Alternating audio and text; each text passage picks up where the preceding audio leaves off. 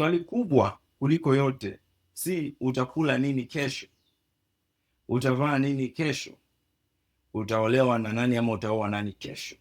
Swali kubwa ni hili: je, utaishi maisha ya milele wapi?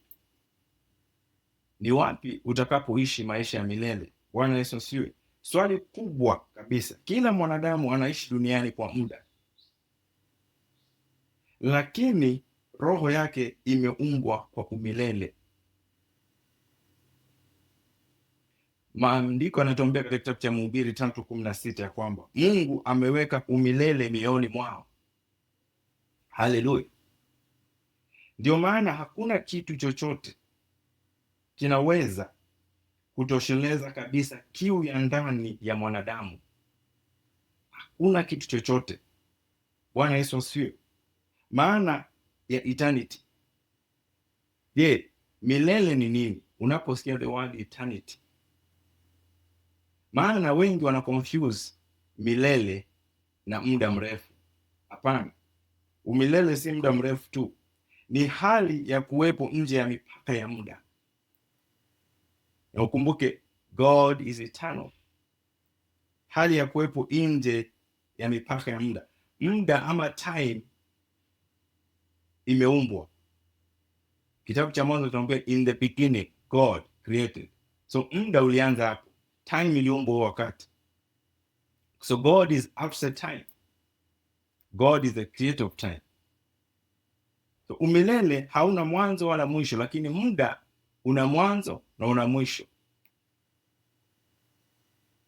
So tunaona ya kwamba kwa sababu watu wengi wanakosa amani katika mioyo yao, misukosuko katika nafsi zao, kwa sababu wanajaribu kujaza hitaji la milele kutumia vitu vya muda. Hata mwili wako ni wa muda. Sasa umeenda through stages. Kuna wakati ulizaliwa ukakuwa mtoto, ukakuwa makamu, ukakuwa mzee, unaenda ukipita. So ukijaribu kujaza hitaji ambalo ni la roho kupitia vitu vya muda, unakosa fulfillment kwa maisha. Una miss the true point ya maisha.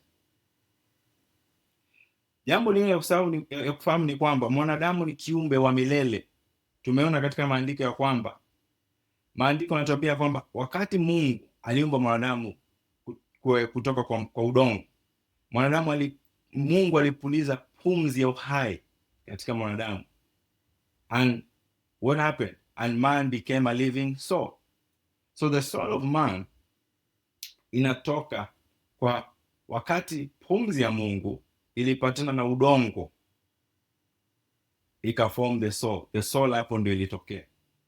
The ability kuweza kufanya nini? The ability kuweza kuparticipate katika mambo ya dunia, kufeel, kuthink. Maana hizi ni vitu ziko katika nafsi.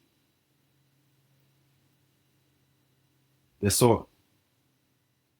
Alafu ya kwamba unafaa kusahau mwili pia ni wa muda, lakini roho ni ya milele. Kifo, unafaa kufahamu kwamba kifo sio mwisho wa kuwepo. Ni kubadilisha mahali. Kwa nini? Maana hakuna mtu anayekoma kuwepo. Wote wanaishi milele. Swali ni wapi?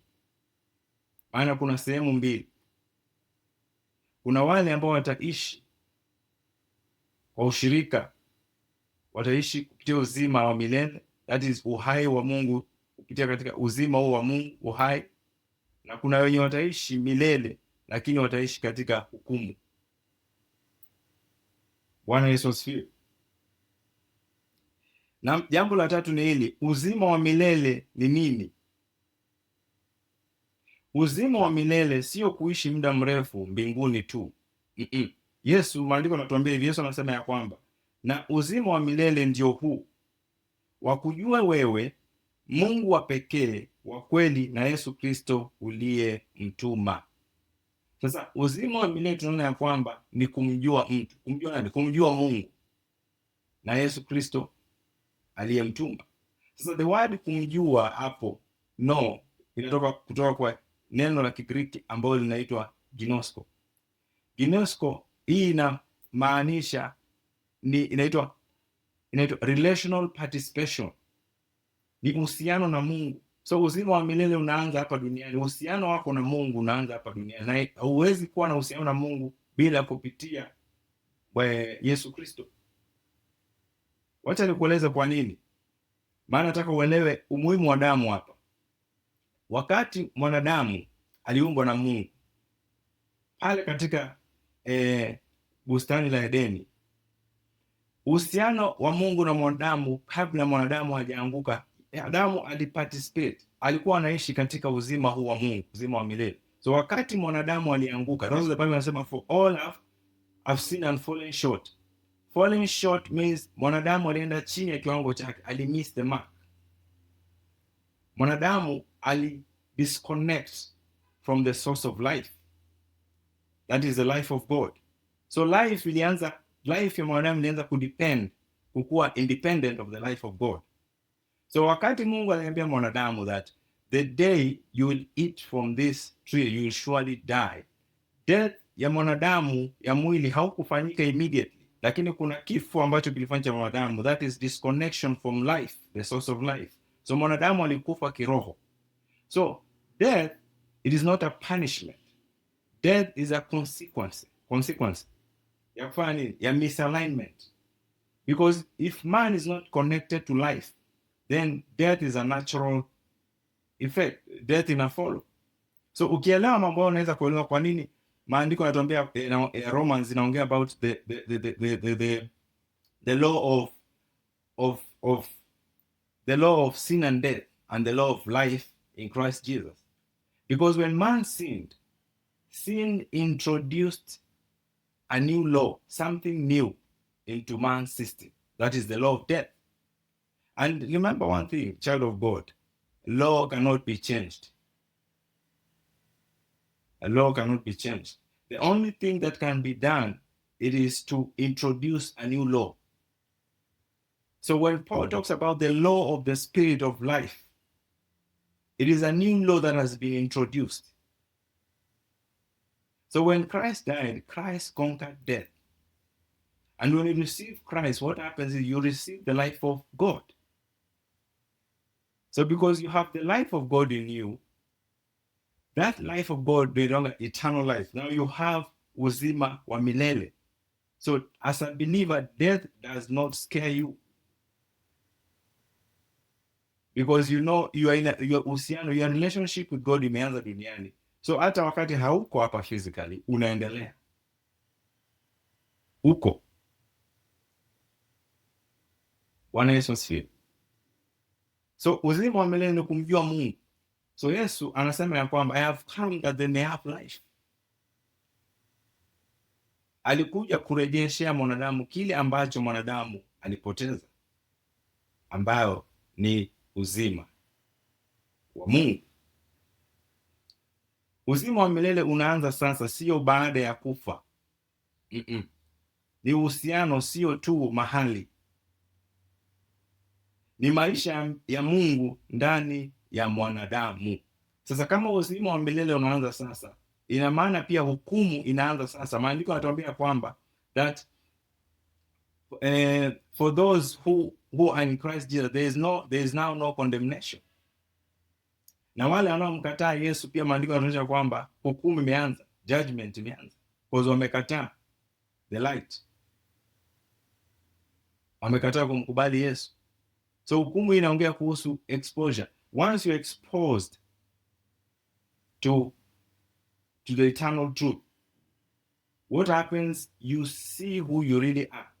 And many people, because the light, once you're exposed to the light, you see your true deeds and character.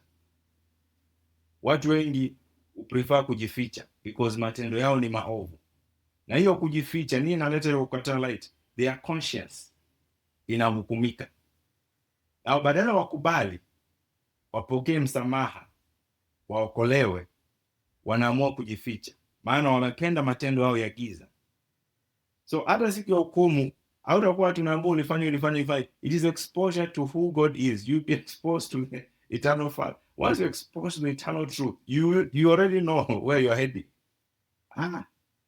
Isaya anatuambia kwamba in the book of Isaiah, ana explain ya kwamba when King Uzziah died, Isaya anasema kwamba he saw the Lord.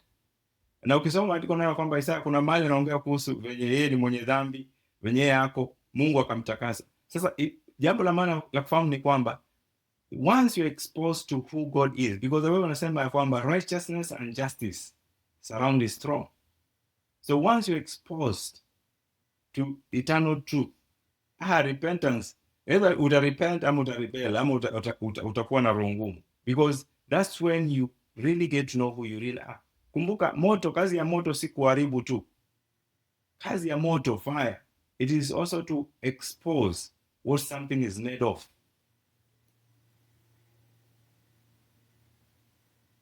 Bwana Yesu asifiwe. So jambo la nne ni kufahamu tofauti ya kuishi milele na uzima wa milele. Maana tunaona ya kwamba kila mtu ataishi milele. Kila mtu ataishi milele. Lakini sio kila mtu ana uzima wa milele. Uzima wa milele unapewa. Uzima wa milele unatoka kwa Mungu.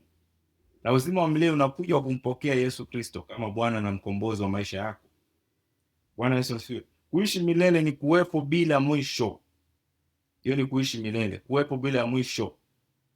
Nao uzima wa milele ni kushiriki maisha ya Mungu. Kushiriki maisha ya Mungu.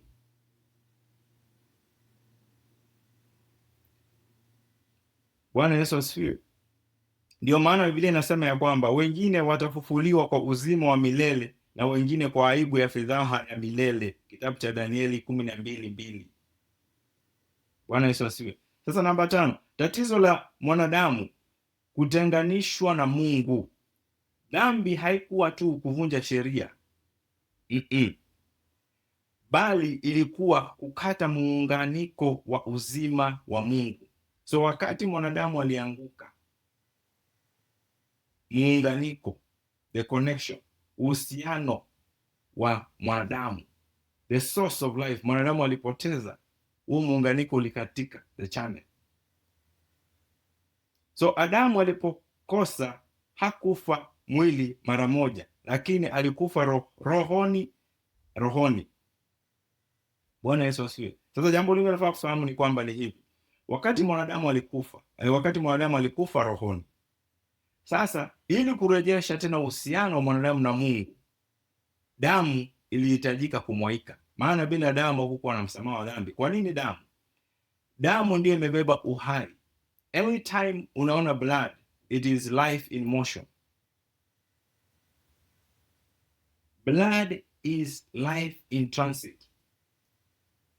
So ili mwanadamu aweze kupokea tena uzima wa milele, uhai ambao alikosa, alidisconnect from, uhai mwingine lazima ungeenda. So wakati Wanaisraeli walikuwa wanafanya the sacrifices in the wilderness, ilikuwa ni ku acknowledge the source of life, that is God. So it's life for life. Uhai wa mnyama ungeenda ili mwanadamu aendelee uhai wake, uhusiano wa Mungu na mwanadamu uendelee.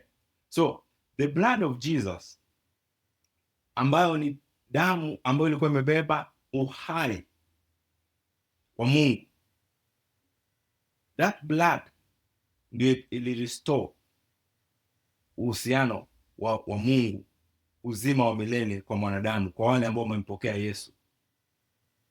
Bwana Yesu asifiwe.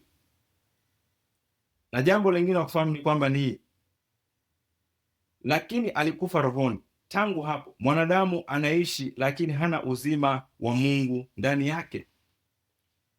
Mwanadamu anaishi lakini hana tena uzima wa Mungu ndani yake. So kupokea uzima wa Mungu tena ni kumpokea Yesu Kristo kama Bwana na mkombozi wa maisha yako. Ndio maana wengi wanaishi na hofu, kifo, uovu, kutafuta maana bila mafanikio. Bwana Yesu asifiwe. Jambo la 6 unafaa kufahamu ni hili. Ni kwa nini Yesu alikuja? Yesu hakuja tu kutufundisha maadili. Yesu hakuja kutupatia dini. Yesu alikuja ili kutupea uzima wa milele. Alikuja kurejesha uzima wa milele kwa mwanadamu. Maandiko yanatuambia kwamba mwizi haji ila aibe, auwe na kuharibu. Mimi nalikuja ili wawe na uzima, kisha wawe nao tele. So Yesu alikuja ili tuwe na uzima wa milele. Yesu alikuja ili tupokee uzima wa Mungu ndani wetu, uhai wa Mungu ndani yetu. Uzima huu haupatikani kwa matendo mema. Uzima huu hauuzwi. Uzima huu haupatikani kanisani kwa askofu wako. Hapana. Uzima huu unapatikana kwa kumpokea Yesu Kristo, kwa kuamini, kutubu, kwa kumpokea Yesu Kristo moyoni mwako. Maana maandiko yanasema ya kwamba wale waliompokea wamefanya nini? Wamefanyika kuwa viumbe vipya. Bwana Yesu asifiwe. Uzima wa milele unaingiaje ndani ya mtu? Wakati mtu anatubu, anaamini Yesu, anakubali kazi ya msalaba. Roho wa Mungu anaingia ndani yako wakati vitu hivyo vinafanyika. Hapo roho aliyekuwa amekufa anafanywa hai, unakuwa kiumbe kipya. Yeye aliye ndani ya Kristo ni kiumbe kipya. Wakorintho wa pili 5:17. Bwana Yesu asifiwe. Sasa watu ambao wamepokea uzima wa milele wanaishi kwa mtazamo wa milele. Hawaogopi tena mambo ya muda, mambo yanayopita, vitu vya muda. Hawashtushi tena kwa vitu temporary.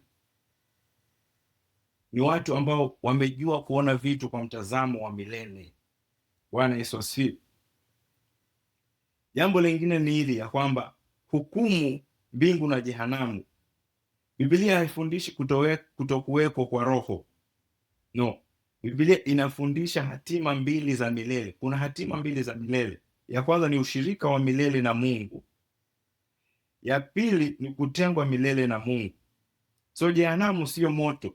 Sio moto tu. Ni kukosa uzima wa Mungu. Giza la milele. Kukatika kabisa na chanzo cha uzima. Hao ndio watu ambao wanaenda jehanamu. Swali sasa kujiuliza ni, swali la kujiuliza si una dini gani? Ama unaenda kanisa gani? Hapana. Swali la kujiuliza ni, je, una uzima wa milele? Na kama hauna uzima wa milele, ndugu, dada, ningependa kupea nafasi hii ukaweze kumpokea Bwana Yesu ndani ya maisha yako, ili akaweze kukurejeshea, kukupa uzima wa milele, uhai wa Mungu. Sasa kama uko pale umenisikia ama umeniona, rudia nyuma yangu, sema: Bwana Yesu, mimi ni mwenye dhambi, niko mbele zako, nisamehe dhambi zangu zote na makosa. Futa jina langu kwa kitabu cha hukumu, andika jina langu kwa kitabu cha uzima. Yesu Kristo, nimekupokea uwe Bwana na mkombozi wa maisha yangu kuanzia sasa na hata milele. Amen. Kama uko pale na ujumbe huu umekugusa, umekubariki, then unaweza kushare, kusubscribe, na pia tuma ujumbe, send a comment. Na pia kama ujumbe huu umekubariki, pia unaweza simama na huduma hii ili vitu zikaweze kurun softly. Maana kila kitu kinafanyika hapa kinahitaji hela. Na kwa maelezo zaidi kuhusu kusimama na huduma hii, unaweza kutuma kwa nambari hii 0723508528, 0723508528, na jina utaona hapo ni Henry Nyambura. Mungu akubariki na uwe na wakati mwema. Tuonane tena wakati ujao. Shalom.